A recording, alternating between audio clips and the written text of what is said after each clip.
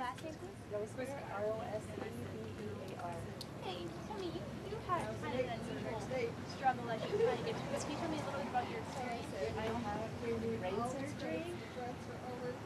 Back of my head, decompression of Chiari, it's called. It's something that the brain is going down into my spine and making me like pain, headaches, and pain down my arm. And I went to a few doctors and they couldn't find out what is wrong until this neurosurgeon looked at the x-ray and found out what's going on. Okay, now how long ago was that? In January of this year. Okay, can you tell me why did you keep going with the Head Start program, with the degree program? I didn't want to quit, but my family encouraged me. My daughter to tell me to keep going. I thought I wouldn't be able to make it because I'm sick, just out of work and school for 6 weeks. So I was still in my work job, trying to get up. Finished the class at 8.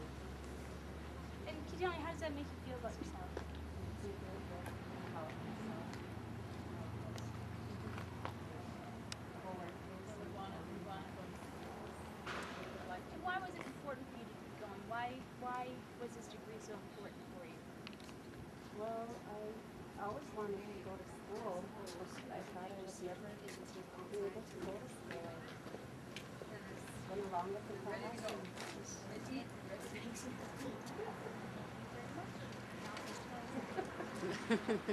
that was hard. Come on up. Now I'll have you stand right here. Prime time now. All the TV places will be calling you. Yeah. Please start by saying and spelling your name. My name is Maureen Smith, N-O-R-I-N-E-S-M-I-T-H. And I'll ask you to try to stand as still as possible. And can you tell me, what is your job title? The job title is I'm the director of the Head Start program. Hey, can you tell me how you're feeling today to see these women graduate? Oh, I'm so happy for these ladies, and I'm excited, and it's just like we started a little over 2 years ago. And when I first started this program, I didn't know what we were going to do, how we were going to complete it, and what type of participation I would end up having from the staff.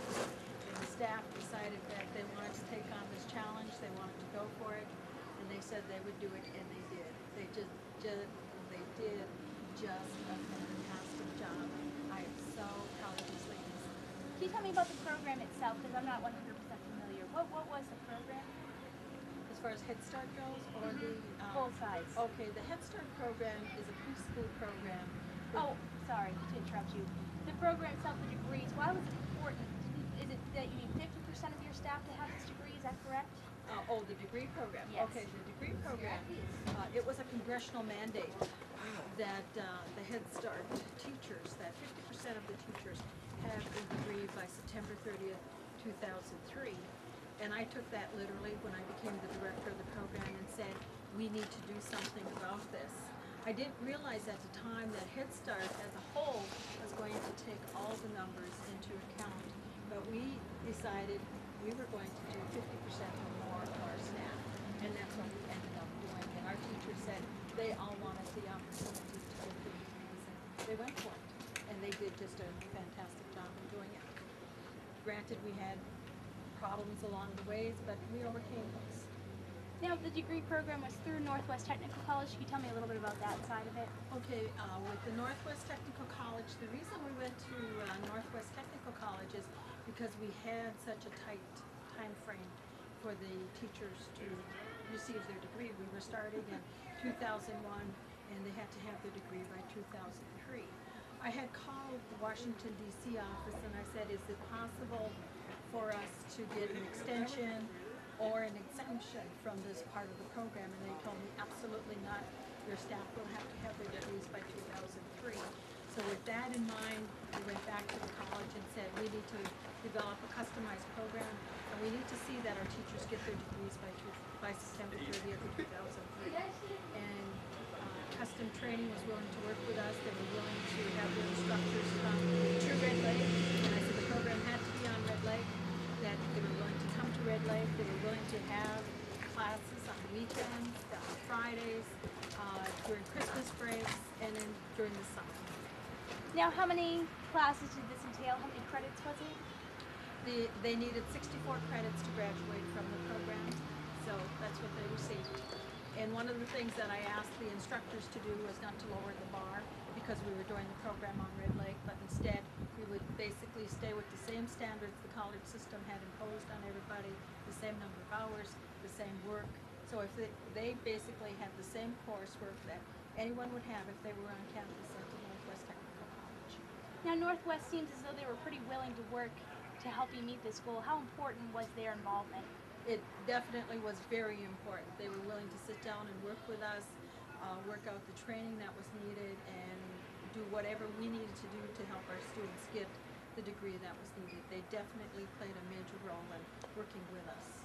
Now, isn't this also a record-breaking graduation number to have this many women graduate? Is that true? We were the first Indian Head Start in the state of Minnesota to have over 50% of our teaching staff receive their degree.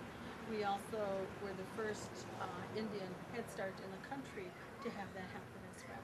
And what do you think that says about Red Lake? I think that says that we are in the forefront, and we are definitely interested in promoting education, and we are interested in taking care of our teachers and our young people, and we want the best for the people. Now, you also have a variety of students who graduated, from someone who looks like they were probably about 19 or 20 years old to someone who's in her mid-60s. Why is it so important that everyone be given the opportunity to get this degree if they want it? I think the message that we send to the people is that education is important, and education is an ongoing process. And it doesn't matter how old you are, you can always get an education. And I think if you want to go for it and you want to do it, you can do it. And you know, the young people, they can take a look at the young ones and say, if that individual can do it, so can I. I'm going to get my degree. And older people can take a look at the oldest person that graduated and say, if she can do it, so can I. And everyone in between can go for an education and get the degree that they wanted. For us, I think it was really important for all ages is because, number one, we have a 70% high school dropout rate here on the Red Lake Indian Reservation. And with that kind of dropout rate, we have a number of people that may be looking at school and saying, you know, I can't do it. But when you have the variety that we had today, they can say, yes, we can do it because those ladies did it. And look at who they are. And a number of those ladies, they received GEDs. They did graduate from high school, but yet they got a college degree today. Now, it was mentioned a few times in there, and I know it's unfortunately kind of a stigma that faces Head Start, is that they're not really teachers. They're just babysitters. What do you say to that? When I first started the Head Start program, everybody said to me, everybody views us as glorified teachers, and I said, let's change our image. Let's become professionals. And one way to become a professional is to get that college degree. And so when they got their college degrees, then I started to tell them, you are professionals. And also saying to them, as we change the curriculum and we start to incorporate things into the curriculum, we start to say, okay, now let's act like real teachers. And let's set the classrooms up like a real classroom is set up, not like a daycare center, but a real classroom. And we have standards that have been set for us. Our children have to be kindergarten ready. So that means they have to know their ABCs, they have to be able to count from 0 to 20, they have to know their names, and they have to be able to identify letters of the alphabet. And so now if you walk into the Head Start, you will see words printed all over, so the children can start to identify different letters and they can start to read. Okay, and just finally, what was the name of the program? Did it have a specific name? This program that they're graduating from? No, it didn't. It was just the early childhood